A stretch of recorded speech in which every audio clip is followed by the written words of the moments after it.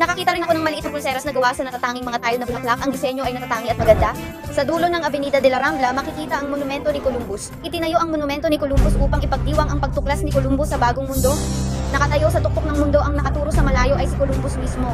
Narito ang isang abstract na rebulto ng isang batang babae. Kung magpapatuloy ka, nandyan na ang tabing dagat. Doon ay pwedeng manood ng mga isda ng libre. Maraming isda dito, pati mga kalapati ay nandito rin. Talagang nakakaaliw ang ganitong tanawin. Dito sa dagat, makikita mo ang mga kalapati, mga isda at pwedeng kumuha ng litrato. Walang dalampasigan dito. Kung gusto mong pumunta sa dalampasigan, maglakad ka sa kabila. Abot ng halos 40 minuto para makarating sa tabing dagat. Ngunit sobrang pagod ako ngayon kaya't magbabasakali ako sa bus.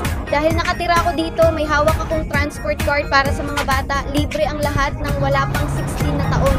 Ngunit hindi ko inasahan na sobrang siksikan ng bus. Halos nahulog ang aming microphone receiver. Buti na lang may mga kuya at ate na tumulong sa amin na ibalik ito.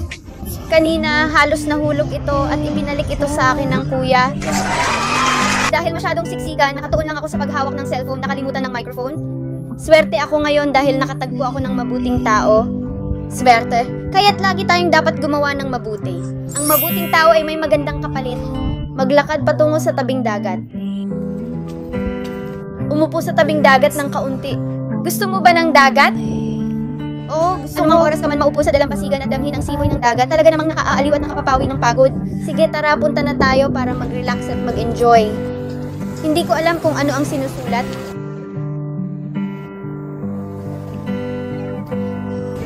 Mahal ni Joey ang kanyang mga tagahanga.